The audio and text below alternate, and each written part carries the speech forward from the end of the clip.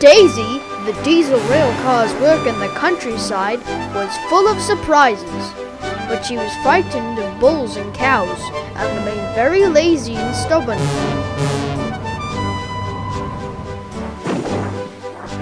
One day, Toby brought Henrietta to the station where Percy was grumbly shunting.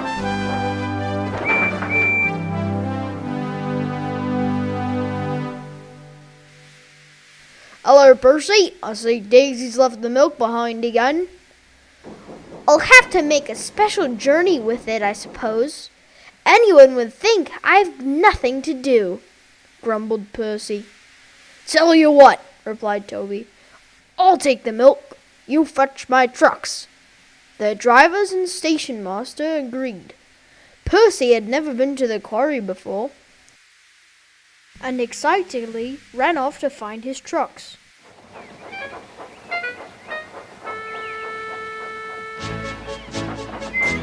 He began ordering the freight cars about. "Hurry along," he said. The freight cars rumbled to each other. "This is Toby's place.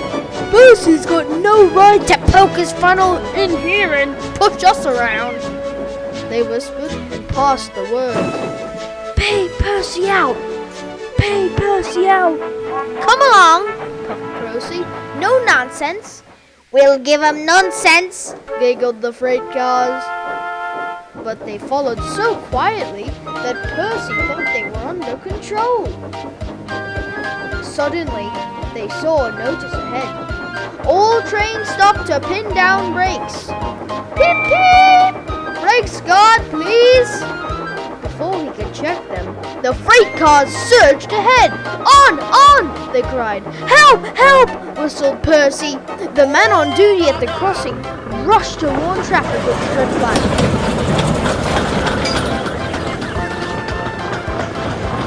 But it was too late to switch Percy to one of the runaway sidings. Frantically trying to get the rail, Percy slid in the yard. "Look out!"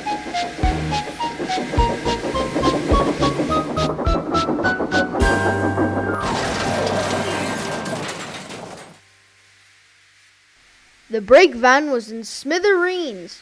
Percy's driver and fireman had jumped clear, but Percy was stranded.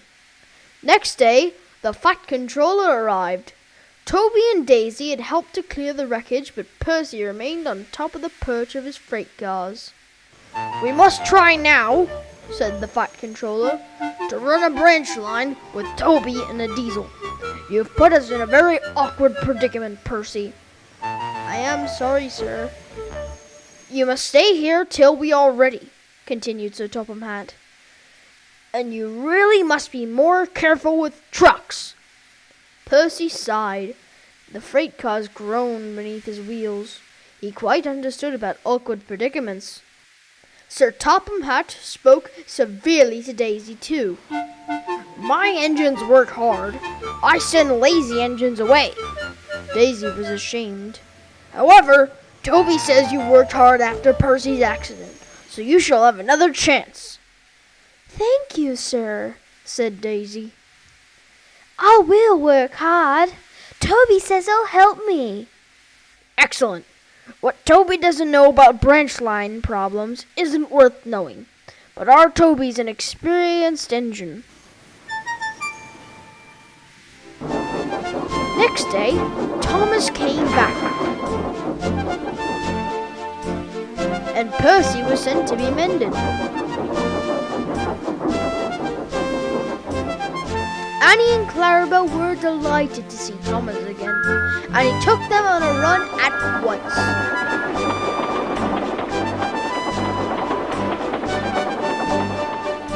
All were now friends, and Toby has taught Daisy a great deal. She shoot a cow off the line all by herself the other day.